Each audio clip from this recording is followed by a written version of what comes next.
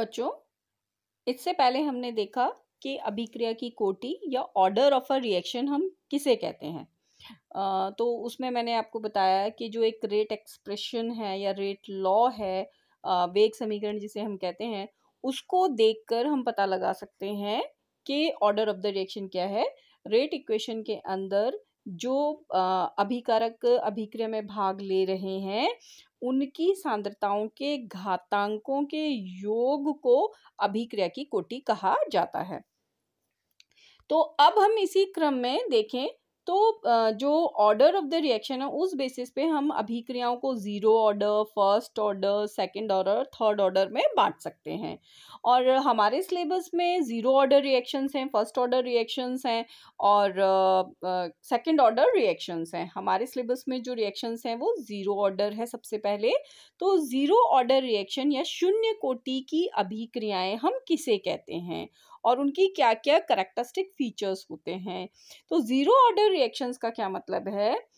शून्य कोटि की अभिक्रिया से मतलब है यदि कोई अभिक्रिया जो है वो माना इस तरह से संपन्न हो रही है दैट रेट या वेग जो है दिस इज प्रोपोर्शनल टू, माना एक अभिकारक है ए, उसकी कंसंट्रेशन की जीरो पावर जो है उसके प्रोपोर्शनल है।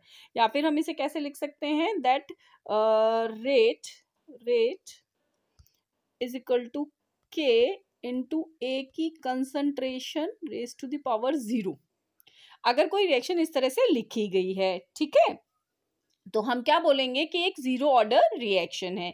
यानी अगर कोई अभिक्रिया जो है उसमें जो अभिक्रिया का वेग है, जैसे ये जो रेट है, जो अभिक्रिया का वेग है, यदि वो अभिकारक की, है ना, अभिकारक की सांद्रता के शून्य घातांक के समानुपाती है, तो हम बोलेंगे कि वो एक जीरो ऑर्डर रिएक्शन है या फिर वो एक शून्य कोटि की अभिक्रिया है। यानी हम ये बोल रहे हैं, जैसे इस रिएक्शन को कैसे दिखाया जाएगा दैट ए, ये रिएक्शन कैसे दिखाई जाएगी दैट ए फॉर्म्स प्रोडक्ट, ठीक है, ये जो है वो प्रोडक्ट बनाता है, ये प्रोडक्ट बना रहा है, ये ए जो है वो प्रोडक्ट बनाता है। ये रिएक्शन ये है कि ए कोई पर्टिकुलर रिएक्शन कर रहा है और वो प्रोडक्ट बना रहा है। तो इस रिएक्शन के लिए जो रेट इक्वेशन है वो हम कैसे देंगे that rate is equal to, हम ये देंगे that rate is equal to K into A जो है, जब हमने इसको स्क्वायर ब्रैकेट में लिख दिया इसका मतलब कंसंट्रेशन ऑफ ए है raise to the power 0।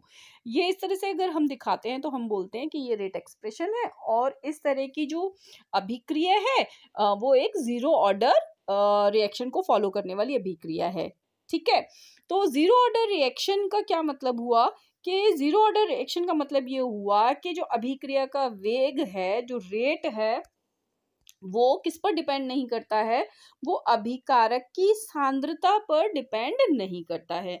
In a zero order reaction the rate of the reaction does not depend on the concentration of the reactant, ठीक है।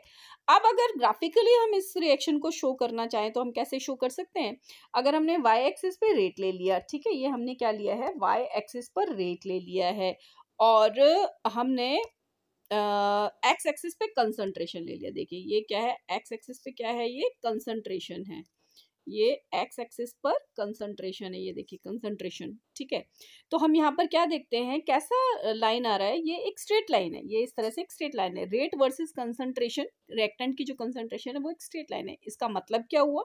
इसका मतलब ये हुआ कि जो अभिक्रिया का वेग है, जो रेट ऑफ द रिएक्शन है, वो किस पे डिपेंड नहीं कर रहा है, वो रेट जो है वो कंसंट्रेशन पे डिपेंड नहीं कर रहा है, वो सीधी रेखा आ रही है। इसका मतलब rate does not depend on the concentration of the reactant. अभिक्रिया का वेग अभिकारक की सांद्रता पर निर्भर नहीं करता है, ठीक।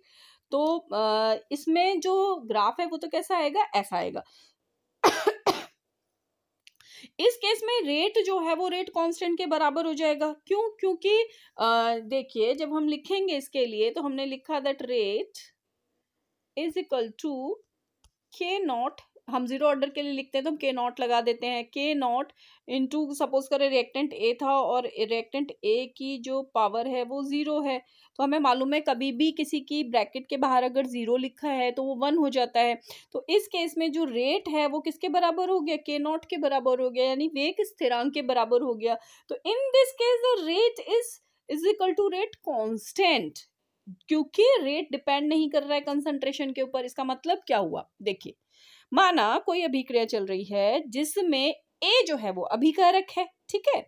जो अभिकारक है उसकी सांद्रता को आप चाहे बढ़ाएं या घटाएं, कुछ भी करें, अभिक्रिया के वेग में कोई परिवर्तन नहीं आ रहा। जिस वेग से वो चल रहा था यह उसी वेग से चल रहा है, यानी आप बढ़ा रहे हैं तो भी वो उसी वेग से चल रहा है, आप घटा रहे हैं तो भी वो उसी वेग से चल रहा है।